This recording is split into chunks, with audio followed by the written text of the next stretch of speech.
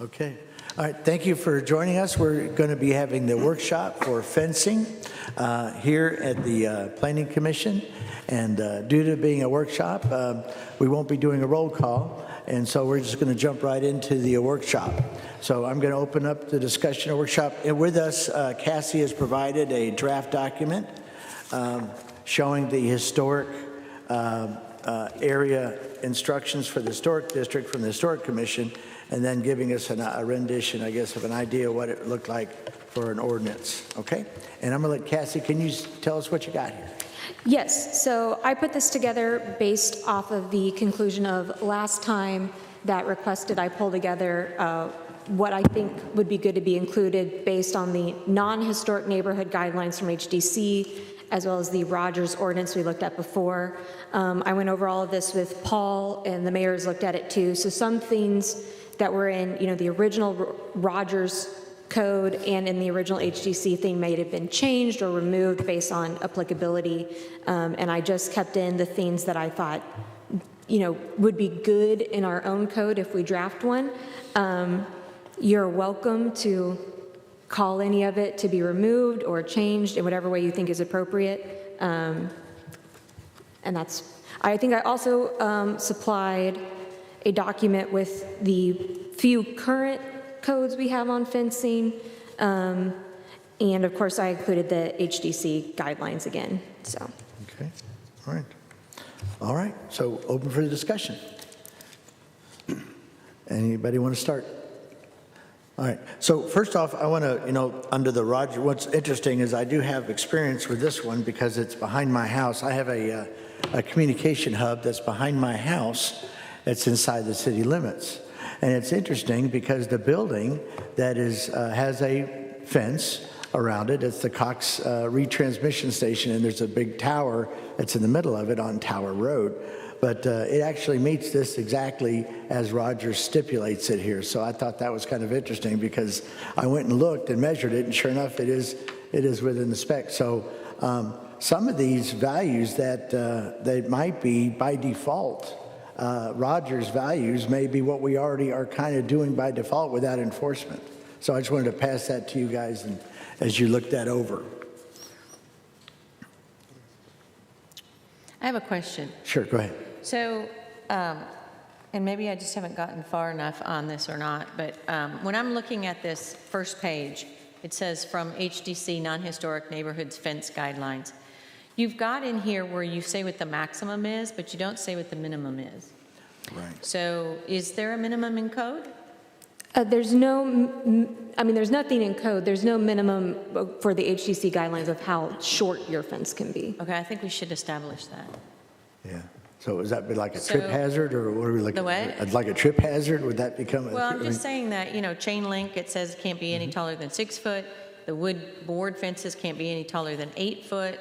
Right. You've got a maximum on the wooden picket of 42 inches, but there's no minimums on here. So what if I came in and I said, well, I met the guidelines, I only made it 24 inches tall? Susan, could you give justification for having a minimum? I didn't understand you. What? Well, yeah, could you give justification as to why there should be a minimum? Well, I think if somebody came in and they said, hey, it can't be taller than 6 foot, but I'm going to make it 4 foot.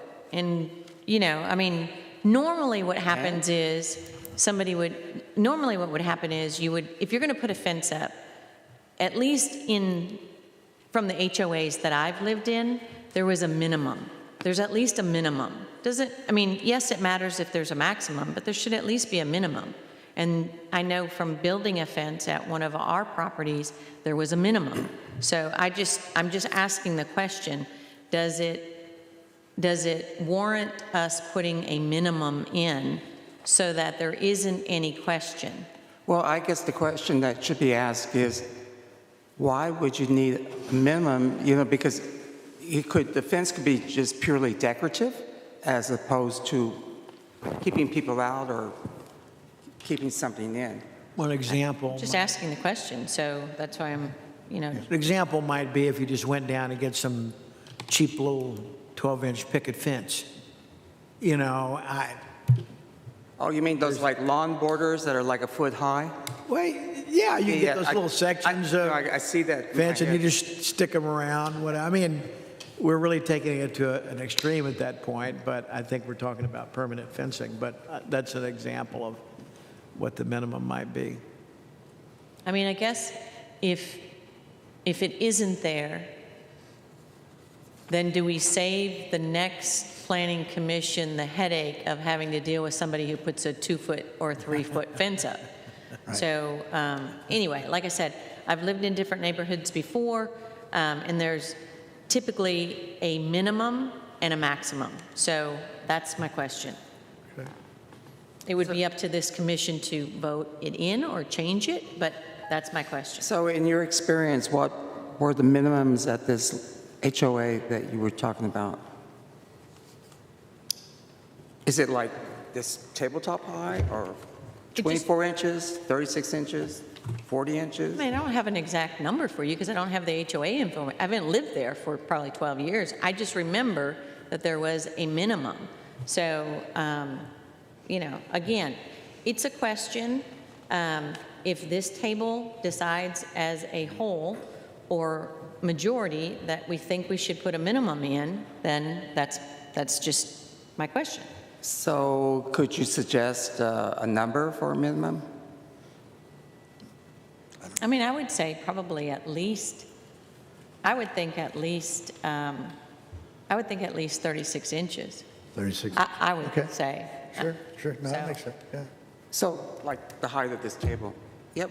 Right. Whatever 36 inches is, I would say, 3 feet. yeah, so. I mean, we have a shorter one out front where we are, although we are in the historic neighborhood, but it is in front of our house, and it's probably no more than 36 inches, I would say. Because in my neighborhood, there's a couple that put up a picket fence, and I would say it's about 36 inches. Yeah, Yeah. so anyway, that's the only thing I have to say on this part of it.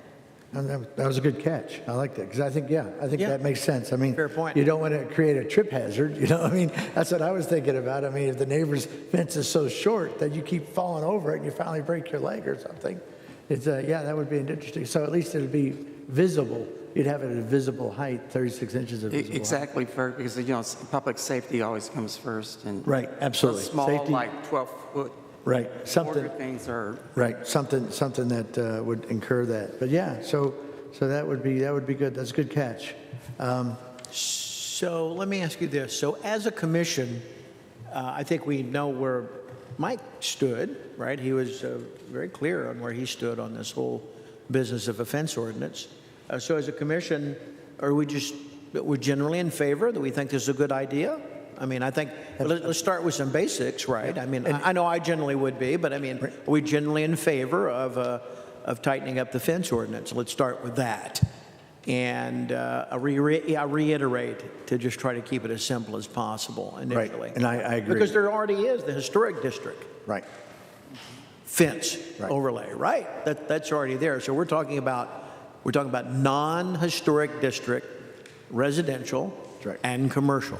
Yep. Is that right? That's Commercial, right, institutional. correct. Okay. Yeah, and I think there is a need, and that's why our code officer came to us and say, hey, there's this gap in our ability to do my job, and one of the gaps was he had no fence ordinance. And so part of what I think as a commission, we need to fill those gaps when they occur, and they're pointed out to us, and this is one of them. And I think the ability to have a fence ordinance, and one thing, one thing about they're fluid I call them living documents. An ordinance, in my opinion, is a living document. It can be modified or changed at any time. So whatever we set, we're going to submit it to them, and of course they've got to approve it, and they're going to modify. And hopefully, maybe we meet with them. Like I say, when we do get to one we're ready to submit, we'll invite them down and have a kind of a city workshop with them, and so that we can hash out any ideas that they may see. So that when we do that, the final thing, they can just vote on it without having to go back and forth. And I think, and you kind of agree with that. We've seen some of those back and forth between the council and us on ordinance that we've done. It's always a fun thing. Yeah, I mean, it's you don't know if they'll rip it apart and rewrite it if they'll approve it or if they'll deny it, so. Yeah. But I do like the idea of putting a minimum in there. Okay, yeah, I think that's a great idea. Okay, all right, so everybody looked over the guidelines here and looked over what Rogers has, and, you know, there's a lot of marriage there, I think, between what we already have in the historic guidelines that we could, like I said, we could pretty much implement the historic guidelines as a recommendation for an ordinance, and then have the city council come in and they can give their piece of what they like or don't like, and then we can go from there. Does anybody think that would work right now, looking at what we've got so far? I'm having a really hard time hearing with all this. Oh, I'm sorry. Going, David, is there a way to maybe turn down the volume a little bit? Yeah, we're kind of Yeah, it's bouncing. kind of garbled, muffled or something. Yeah, bouncing. It's like a delay. Let's see, There we go. help? How's that? One, That's two, better, three. okay. 1, 2, 3. So what were you saying about the historic guidelines? No, what I was saying is that the historic guidelines we've got here, if we were to say that we want to, unless somebody tonight finds something really bad, that we have Cassie put this in a form of an ordinance, we invite the city council down with us to sit down and look at it, and if they have any big issues, that then we can work them out then, and then. Well, now, this new ordinance won't have anything to do with historical guidelines. No, it would just be, we would rename. I it would incorporate whatever parts we've agreed that we should take from that and put in code into the new code, but it wouldn't just be approving straight that list as code. Yeah, it would have the meat, I guess we'll call it. The meat of this would be there. Yes, sir. I don't think you're going to have much trouble. I think you're having a lot of trouble getting the city council to have a workshop. I mean, you might want to just go ahead and present it to the city council, let them. Well, I mean, if we'll invite them. If they don't want to do a workshop, then we'll just send it straight up. I mean, I don't. We've tried it in the past, and nobody hardly shows up. It's well, we did that parking one. We did a couple. Go ahead. Yes. Hey, Paul, can you come up real quick? I just have a couple questions. Sure. So Cassie indicated that you've looked at this. You seem to be pretty pleased with it. Yes, we both sat down and went over the whole thing. Okay, so my question is, penalties and/or application fees. Did we have that? I don't see that anywhere. In the part that I took from the Rogers ordinance, it says a permit is required. They have to apply to the building inspector and give him the stuff that he requires. He reviews and approves it to issue the permit. He will also do a final inspection. And I believe in here, yes. Which page are you on? After that one? I think we referred back to code on the, Yeah. This one? So yeah, permit required is where that came in. And I'm pretty sure in here somewhere, I may be wrong, I listed, oh yeah, permits and fees. So essentially referencing, I typed in that the applicant shall pay the permit fee and fence permit shall be issued via our current municipal guideline in the building inspector code that's labeled permits and fees. There should probably also be something in here if there's not regarding fees or penalties. Do you have any, sorry, this thing is, do you have any thoughts on that, or have you already kind of thought about what numbers you, or where you want to be on as far as fees and penalties? we would do it just like we do our regular permits, and that's percentage of the cost. Okay, and what would that be? What would typically it be? Probably not, just like, say, for instance, if it's, I think we charge $50 for every 1,000. Of the cost of the fence itself, you mean? No, I'm talking about, like, say, for instance, if the fence was $5,000, I think the cost would be somewhere in the neighborhood of $50. Then we have an inspection fee on top of that, which would be total of $80. But we're also looking at maybe researching up in our fees a little bit. Okay, so then the question is, as far as penalties go, is that something that we should have included in here? Or I mean, we did it for the parking zone. We put penalties in, and we did it for the tree ordinance. So I would agree, maybe you'll my add us. question is, shouldn't, or? Probably the same thing. Okay, so could we review this could we review this? So keep Could in we have mind, Cassie give us another draft with that info in it, and then maybe have it at our next meeting as opposed to doing another workshop? Okay, Does sure, that make more sense? sure. That works, yeah. and we can also, too, get you the exact number of that permit. Okay. Yeah. Okay, yeah, that would be helpful. I just think if we don't put it in there, then, if somebody went to read it and they wanted to know exactly what all of the guidelines were and the rules were and whatever, if it were me, I would like to see that number there. Now, there may be an asterisk that says, at some point, the city updates, but I think they have to go, they have to go through that process of, they would have to go through that process of updating this ordinance then, if they Yeah. change the fees and penalties, correct? True. But we have other areas that we can penalize people for certain reasons, though. But if you want to, in this section, we can do that, too. Okay. I just think that we should probably have that in here as Sure. well. So, Good. So, anybody else? So I guess one of the glaring things that stands out at me, let's just say I'm filling out an application. I mean, just a key element is the location of the property lines. So if you don't have a survey, which is staked or flagged, and I bring you an application, we're all approved here, and I'm coming to you tomorrow to install application, with an application to install a fence. So, and I provide you what I think are my boundaries. I don't have a survey. So I'm going to take something off of Data Scout or the tax office, and I think this is where my property lines are. So but the burden is on the homeowner to provide you. We don't want to get involved in Right. validating and verifying where their Right. where their boundary Yeah, lines are. yeah, Which exactly. means then, in order to get a fence, that at least 60% of the residents are going to need a survey. Correct. Probably all of them have to have a Yeah, survey. absolutely, yeah. Or at least have property pins marked. Yeah, and that may down the road help us in a way, because there's always survey issues coming when you're dealing with downtown, or you're dealing with out there, and old surveys and not updated surveys. The unintended consequence, here's what's going to happen. Right. They're going to call John Veach, the surveyor, and he's going to say it's $800 to $1,000. They're going to say, no, thank you. They're not going to complain that I can't even install a fence without spending $1,000 on a survey. Yeah, that's part of the And thing.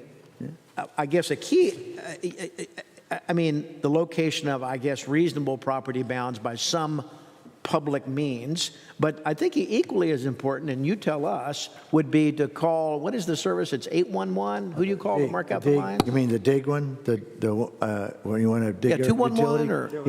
Yeah. Yeah, the utilities? Right, At utilities. the very least, on your inspection, that's their job. That's the homeowner's job. Correct. To have called and marked out where the water, the sewer, because we don't want poles and posts going in a known area Right. where there's a gas line. So those are just some of my Well, things. the other thing is That too, would be is on the if you've got your, Right. you've got your parcel number, if you have your parcel number, you can go down to the courthouse and get a copy of your survey. Right, right. That's- Yeah, no, they're not sure. That's why I'm saying 60% of the residents, I'm guessing, by the way, that's a guess. Probably not too far off. 60% of the people don't have a survey. They have some tax plat, and they have some legal description, which almost nobody can decipher. Yep, So sure. they think they know where their property lines are, but the tax has an old tax plat. Yeah, And you but can I get pretty darn I close. recently had to get a copy, and the courthouse had it, and it was a certified copy of the survey. So Yeah, that's some where of they need to start. Some of them do. You're in the 40%. You're in the 40%. Yeah, that's true. It's a good place to start. Exactly. Yeah. Now, I don't buy properties without surveys, and many people don't, but many people do. You could have bought a property 10 years ago and got a survey, and the survey markers, where are they? You have to go out there. Right. Sure. Sure. This is just a practical matter. We don't want the city being involved and say, okay, well, let me spend 2 hours with you trying to figure out where your property lines are. You know, that's the burden is on the homeowner. That's right. Would Yeah, that and then, of be- course, if they put the fence on someone else's property, especially, let's say they do that, let's say they put it on the easement or the utility right-of-way, right? And then now they've got to go move it, and it's at their expense, plus they may get a fine from the company that they actually... Well, that's exactly right. Yeah. You know, I have a note when I bought my house on East Mountain. I have a known fence encroachment. I knew it, Yep. but I was identified Right. on the Right. survey, Yeah. and then you just work out a boundary line agreement with your neighbor. But I mean, that's a separate matter. That's right. But so I'm just thinking this is probably going to be an issue. So the question is, does it go within the ordinance or does it go on the application? I think the application would, my opinion, as far as because it goes with I want to say the qualification for a permit, you know, so it kind of like, you got to have step 1, step 2, step 3. So step 1, of course, is your survey. Step 2 is meeting the criteria. It's the checklist. Right, checklist, right. And then, you know, and then, of course, that's what I mean. So the first, you know, like I say, I think that would be part of the criteria to be able to get a fence put up. So that's be my... Does that make sense? Yeah. Expensive process. Well, but here's the other thing. If you don't have a fence now, and you want to put a fence in, and you find out that you're responsible for knowing where the legal boundaries are, you're going to complain, but you should know That's where right. your legal boundaries are. That's right. You don't know. So Yep. 50% of those applications may disappear, Yeah. right, on that issue. But there you go. So that in of itself, that difficulty shouldn't keep us from moving forward with a fence ordinance, but our inspector needs to know that. I mean, yes, it's on the application. They want to double check, ma'am, sir, want to make sure that you know that when we come out there, your boundary lines need to be marked. Right. So on the application, is it, would it be worded in such a way that it says it is a certified as opposed, and I don't know that much about surveys, but would the application say,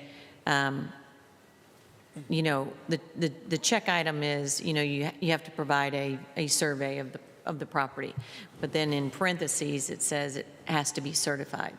And is certified, I mean, I don't know what the word is. Yeah, I understand what you're saying. If it truly is a legal document and it's a good one, what is the description of that? It's going to be recorded with the county. Right. At that Record- Okay, well, then maybe that's how you say it. Maybe You say recorded, yeah. Recorded. Survey can't it's record it with the county. You know, a survey that's been Yeah, recorded with the yeah, county, yeah. or something. Fair enough. Yeah.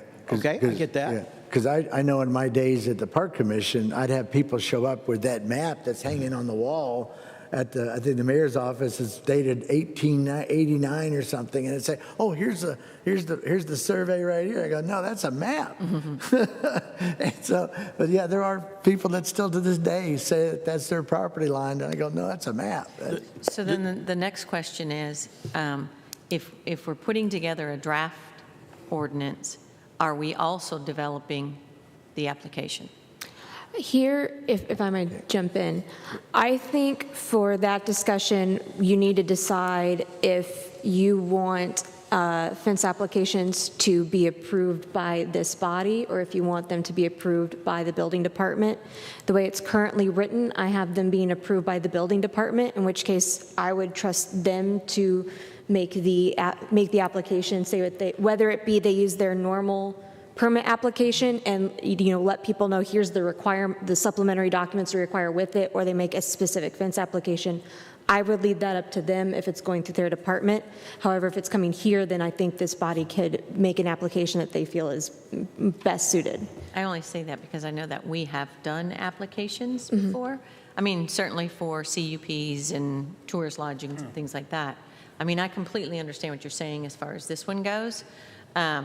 So I personally don't have a problem with that. I'm just saying that, is there an opportunity for us to review it before it's finalized? Just so we can, you know, I mean, there might be a question similar to Well, what yeah, David has asked. I think, yes, I think the building inspector and Cassie present us with a draft of the application. Yep. And once we approve it, that's that with that. It's up to Paul and Cassie. Yeah, to we determine don't its want to compliance. have to submit applications to city council for their approval. Right. You know, I think he's the one doing the work. He knows what he needs. Right. And sometimes you can just have too many cooks in the kitchen. That's right. I agree. Great. I agree. Yeah. Can I explain the process, what we'd go through? Sure. Go ahead. So what we do is, it'd be just like your additions, new houses and everything. If someone wants to add on an addition or to a house, I require them to mark their property lines with a string line. And then we make sure that we have the setbacks, the proper setbacks. The same thing would go with the fence. They'd still have to have the property lines. Some people may put their fences 20 feet back. If they do that, then we may not require the pin set. But if they get close to that property pin, we'd have to have that property pin set by a survey, and then we would work off of that. So like if they were putting in like a dog, something for a dog, they may only use a 10-foot by, Correct. yeah, okay. But also too, if we require that, if we require them to set that property pin, we will also would require a drawing that's going to show where that fence is going to go in relation to the property pins. Right. It'd be like an addition or a new house. Okay. Yeah. Makes sense. Yeah, Go ahead. Could I ask a question of this topic as to, on replacement, do we have a percentage of how much of the fence is damaged or I something? think it's 50. Isn't it 50? Thought I read it was 50. Is it, I can't seem to find it. 50%. Okay. Replacement of less than 50% of the linear length of any straight run of fence, except that portion being replaced shall not impede visibility. So I think it's less than 50%. It's on the second page under exemptions. Is that where you're looking? Yeah. Yeah, there's exemptions, this chapter shall not apply to replacement of less than 50% of the linear length. Okay, got it. Is it?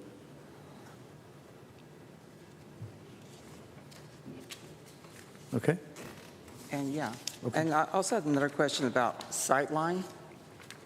We have some very unusual properties here. This looks like this sightline was done on a grid layout.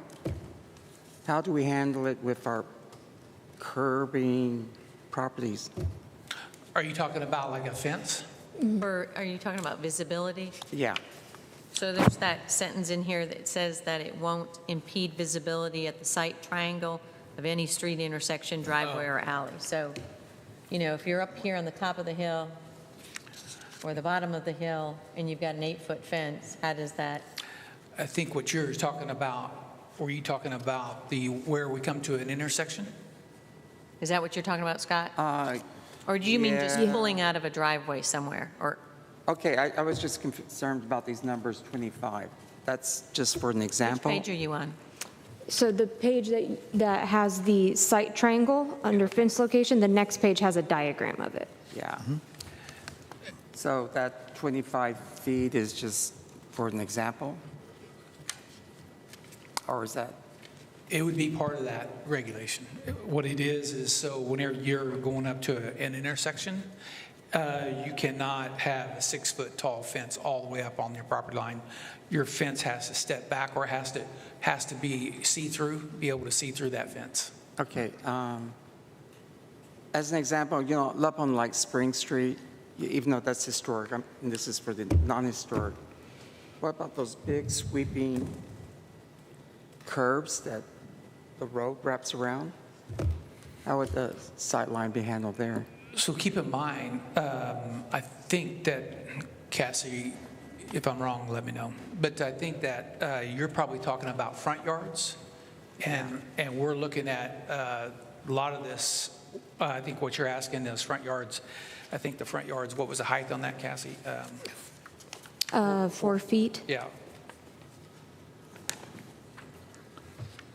So you're talking about, you're not seeing, plus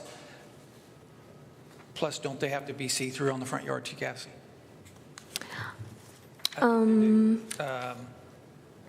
So if you're sitting in a car, you'd probably be at least 36 inches, right? If you're seated in a vehicle?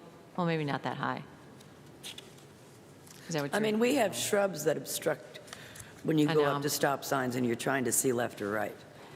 But you can trim those. If people would trim them, it would be nice. Constantly Yes, I agree. trimming one of No, mine. I think I know some of the shrubs you're talking about. And to Scott's point, I do think there are some rear yards and side yards that are on some of those intersections that are more curved. So I do think that's maybe something we should take a closer look at to see how we should codify handling that. Because of course what we want is visibility and safety while also allowing people to have a fence. So how do we balance those two things? But how far back, I thought I read somewhere, how far back does the taller fence come into play? It's, so if I had a house that sat right on Spring Street, and I had maybe 10 foot from where the front of the house was, and I decided to put a fence in the front yard, I couldn't go over 42 inches in the front, but I could go over that in the back. But where does that fence start? It's usually halfway back on the house? It's at the front of that, it's on the side of the front of the house. So the first corner, the Yeah. front corner? Yes. We've listed it here as it can start at the front facade of the structure. That is not how it is written in the guidelines. That was a change I made for not historic, but you can move that back. And 'Cause going back to the HOAs, where I've lived before, it's never been at the front corner. It's always been, all of those houses, at least in the subdivisions that we've lived in, they've never been at the front corner. They've always been about halfway between the back corner and the front corner. So on that wall, about halfway back, as Yeah. opposed to at The that corner. HDC guidelines say set 2/3 back from the front facade. Okay, but not for this. I had changed it because I didn't know if we wanted to be that strict on places outside of the historic district. Yeah. Okay. Well, I mean, I can see Scott's point, where that front corner might be a little close in some, but again, No, just brought it up for conversation. Well, we can definitely do some research and see if there are other hilly or mountainous towns with curvy roads who have any regulations or guides on how to handle those types of intersections. Because as you pointed out, this sightline guide that we have here is good, but it's for a straight 90-degree, probably a flat intersection. How do you then handle that when you elevate it at a weird angle and throw it a nice curve? Yeah. I think that's a very good question. All right. Okay. I guess why it was kind of disturbing me, going up East Mountain, there's like new construction going up there. Yep. And currently, there are no fences, but there are like Right. these steep curbs. And it's kind of difficult to see around to begin with. Yeah, I know in some of those, they've got a mirror on one of them that as you go down Council into where it hits Flint Street, you got a little mirror there because it is so restrictive, but yeah. And this may be a situation where, maybe in certain cases, we just have to have people come in for a zoning variance or do something extra like a mirror just because of the unique topography. Right. But it's something worth looking at, I think. Yeah, and that could be, yeah, exactly. They can't meet the criteria, so they have to come with variance, and that's when we maybe do the, like, say, the mirror or whatever it may be because of the dynamics of the area. Yeah. That might be what we have to do. Yeah, I can see there's going to be exceptions. Oh, sure. There's always, there's, as long as I think that's what Eureka's is about, exceptions. Okay. And we got to talk about metal buildings, so let's not go too far.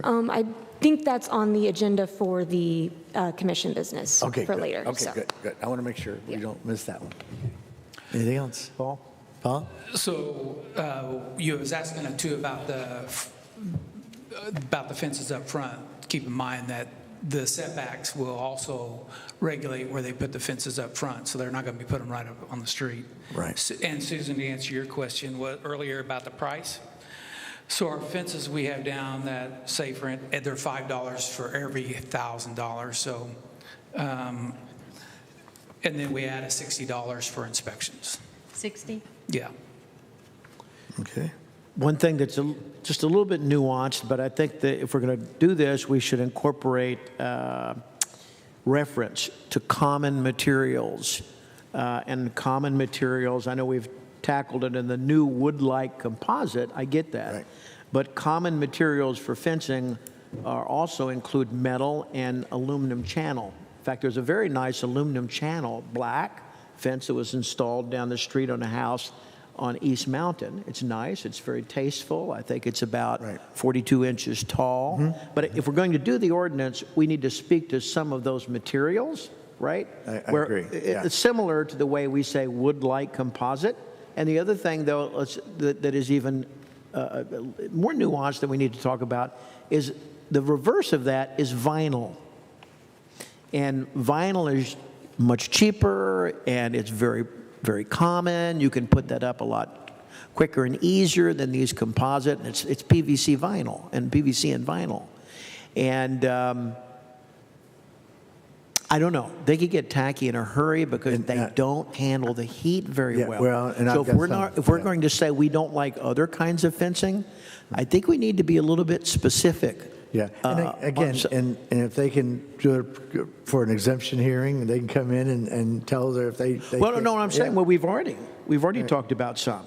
Yeah. So all I would suggest to Cassie as she's putting together the draft here is that since we've mentioned new wood-like composite fencing materials may be considered, Right. then we extend that particular sentence, right, to metal, channeled, architectural, and aluminum fencing.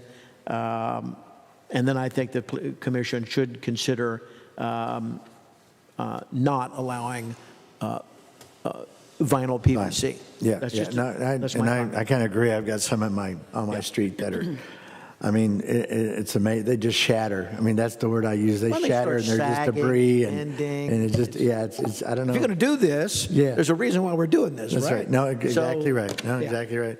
Yeah, exactly. So under fence types, we're just listing things that are prohibited.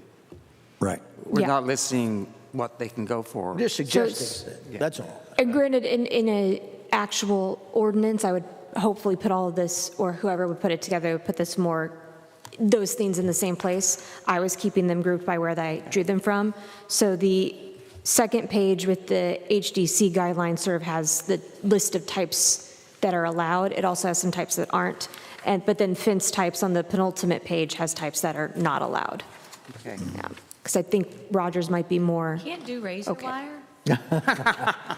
Right. Yeah, razor wire. A question of curiosity. The fees that are collected and the permit fees, does that go into the general fund? It does. It does. Yeah, Does? Okay. I believe it does. Yeah, that's it. Yep. Yep. All right. Anything else? Anybody else? All right. Well, then we're going to go ahead and, Cassie, I guess the action item, we're going to have you kind of bring us a draft back and we'll do a quick overview and see what we look like. Now, should we do that as a regular meeting or should we do it as another workshop? I would say we do it in a meeting. We can't vote on Okay. anything in a workshop. Okay, so let's do it as a regular meeting, so we'll bring back draft. So we won't have a workshop next month. I think that makes sense. We've already had, what, 3? Yeah, I know, we had 3, I know. Anyway, so if anybody has any other questions, we're going to go ahead and close the workshop. Go ahead. Would you also like me to put out a notice to the public and request that they come to our next meeting if they have any public comment they want to issue on a proposed fence ordinance, both anything we've discussed or having one in general? That's perfect, yeah, I agree, 100%. Yeah, more input we get, the better. Yeah, I do have one more comment. I just want to say thank you, Cassie, for doing the research on the Rogers. I thought it was very... Well, I got to give Paul credit for that. He sent that to me, and then I just sort of whittled it down. Okay. job. Well, thank both job. of y'all. All right, and with that, I guess we'll close our workshop, and we'll be reconvening at 7 o'clock for the Planning 6 o'clock. Commission, 6 o'clock, sorry. Don't 6 push. o'clock for the Planning Commission meeting in the auditorium. Okay, thank you. Long night.